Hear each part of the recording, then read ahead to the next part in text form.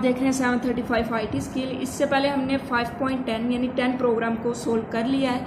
इनका हमने लॉजिक बनाना सीखा, हमने कैसे देखा कि प्रोग्राम वर्क करता है, उसके बाद हम किस तरह से प्रोग्राम को इंस्ट्रक्शन यानी एक प्रोग्राम को एक सिंटैक्स के थ्रू लिख सकते हैं। अच्छा जी, अब हम 11वें प्रोग्राम पे हैं। यहाँ पर प्रोग्राम है write a program that input two integer. दो इंटीजर इनपुट करवाने, it determine and print if the first integer is a multiple of second integer. तो यहाँ पर सबसे पहले हम लॉजिक बनाएंगे, उसके बाद हम इस प्रोग्राम को लिखेंगे। तो इससे पहले कि हम लॉजिक बनाएं, तो अगर आपने इस चैनल को सब्सक्राइब नहीं किया तो इस चैनल को सब्सक्राइब कर लें और बेल आइकन को प्रेस कर लें ताकि आपको लेटेस्ट अपडेट मिलती रहे। तो यहाँ पर सबसे पहले हम प्रोग्राम को देखेंगे और इसकी स्टेटमेंट से ही हम लॉजिक बनाना सीखेंगे। यानी write a program that input two number, दो नंबर तो हमने इनपुट करवाने हैं, इतनी तो हमें समझ आ गई कि कोई भी दो वेरिएबल लेंगे, उनका नाम लिखेंगे और इनको इनपुट करवा लेंगे। इट डिटरमाइंड यानी यहाँ पर कुछ डिटरमाइन करना है, कुछ कैलकुलेट करना है, उसके बाद हमने उसको प्रिंट करवाना है। इफ़ द फर्स्ट इंटीजर यानी जो दो नंबर हमने इनपुट करवाए हैं उनमें से जो पहला है अगर तो वो मल्टीपल है सेकंड का, आपने डिटरमाइन करना है कि पहला मल्टीपल है क्या सेकंड का। अगर तो ऐसा है तो आपने शो करवा देना है कि the first number is multiple of second, otherwise आपने शो करवाना है the first number is not multiple of second. सबसे पहले यहाँ पर हम ज़रा लॉजिक डिफाइन करते हैं कि लॉजिक है क्या। दो नंबर लेने हमने, ए बी फर्ज करें, हमने उसका नाम रख दिया। उसके बाद हमने देखना है कि दोनों में से कुछ भी वैल्यू इनपुट की जाए। फर्ज करते हैं कि ए की वैल्यू आ जाती है 9 और बी की आ जाती है 3। ठीक हो गया। और 9 और 3, तो यहाँ पर हमने डिफाइन क्या करना है कि first integer is a multiple of second integer. यहाँ पर हमें समझना है कि अगर 9 3 पर पूरा पूरा डिवाइड हो रहा है तो इसका मतलब 9 3 का मल्टीपल है। यानी यहाँ पर आप देखिएगा कि ये पूरे का पूरा डिवाइड हो रहा है, तो इसका मतलब जो 3 है वो 9 का, जो 9 है वो 3 का मल्टीपल है सेकंड नंबर का। First number is the multiple of second number. तो यहाँ से हमें क्या समझ आ रही है, अगर हम समझे 9 को अंदर रखें और 3 को बाहर रखें और उसके बाद हम उसको डिवाइड कर दें और हम देखें कि उसका मॉडुलस जो है वो 0 आ रहा है, यानी ये पूरे का पूरा इस पर डिवाइड हो चुका है, उसका जो मॉडुलस है वो 0 आ रहा है। तो इसका मतलब क्या होगा कि जो पहला है वो मल्टीपल है दूसरे का। तो यहाँ पर सबसे पहले हम प्रोग्राम लिखते हैं एक प्रोग्रामिंग लैंग्वेज में। यहाँ पर हमारा लॉजिक हमने डिफाइन कर लिया है। तो यहाँ पर आपने ये लाजमी लिखना होता है IO स्ट्रीम। जिस तरह से बुक में लिखा है वहाँ पर आपको सिंटैक्स एरर आएगा। अब आपने वैसे नहीं लिखना है, बल्कि जैसे यहाँ पर मैं लिख रही हूँ बिल्कुल ऐसे ही आपने डेव C++ में लिखना है।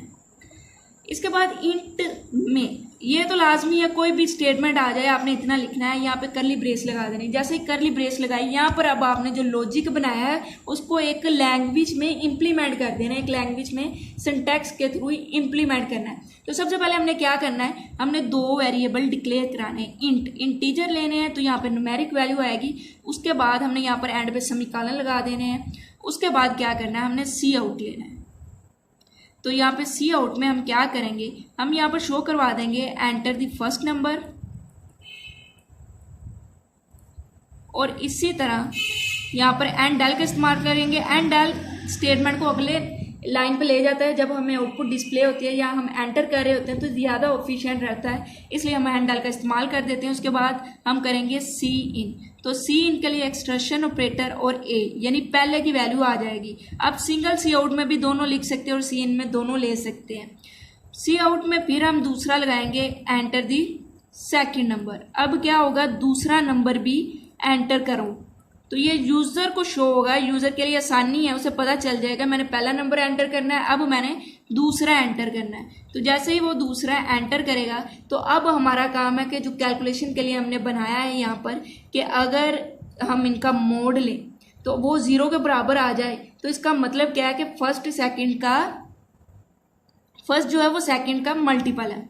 तो यहाँ पर हम सिंपली यहाँ पर अपना लगा देंगे इफ़ कंडीशन लगा देंगे कि ए का अगर हम मोड लें बी के साथ और वो बराबर आ जाए, अगर मैं सिंगल लिखती हूँ तो वो असाइनमेंट हो जाता है, यानी ए की 0 वैल्यू इधर असाइन हो जाएगी, लेकिन हम यहाँ पर कंडीशनल ऑपरेटर का इस्तेमाल करेंगे, यहाँ पर 0 लगा देंगे। अगर तो ऐसा होता है तो फिर क्या करो, तो फिर आपने सी आउट करना है, यानी ये वाली स्टेटमेंट शो करवा देनी है, the first multiple of second.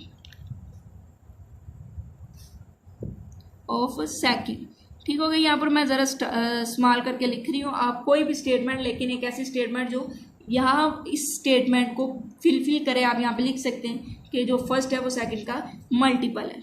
इसके बाद आपने क्या करना है, आपने अगर ये वाली इफ़ लगा दिया, ये वाली अगर ट्रू है तो ये वाली एग्जीक्यूट होगी, लेकिन यहाँ पर एक और भी ऑप्शन है कि अगर वो बराबर नहीं आता, फर्ज करें यहाँ पर 9 है तो दूसरा नंबर 3 की जगह 2 हो, तो फिर क्या किया जाएगा, तो फिर एल्स में आपने सी आउट लगाना है। यहाँ पर दूसरी कंडीशन लगाने की ज़रूरत ही नहीं, क्योंकि अगर ये वाली ट्रू नहीं है पहली, तो दूसरी ज़रूर ट्रू है। इसी तरह अगर पहले वाली ट्रू है तो इसका मतलब दूसरी ट्रू ही नहीं, दूसरी कंट्रोल चेक ही नहीं करेगा, उस तरफ कंट्रोल मूव ही नहीं करेगा, सिर्फ फर्स्ट वाली देखेगा, ट्रू है तो वो एग्जिट कर जाएगा इसको एग्जीक्यूट करके। इसी तरह अगर ये वाली फॉल्स हो जाएगी तो वो एल्स पार्ट की तरफ आएगा, इसको वो एग्जीक्यूट करेगा आराम से और कोई कंडीशन इधर चेक नहीं करेगा, क्योंकि वो कन्फर्म है ये वाली फिर ट्रू होगी। तो यहाँ पर दी फर्स्ट, यहाँ पर सेम लिखना है, नो मल्टीपल या नॉट मल्टीपल आपने लिख कर यहाँ पे एंड डेल का इस्तेमाल कर देना।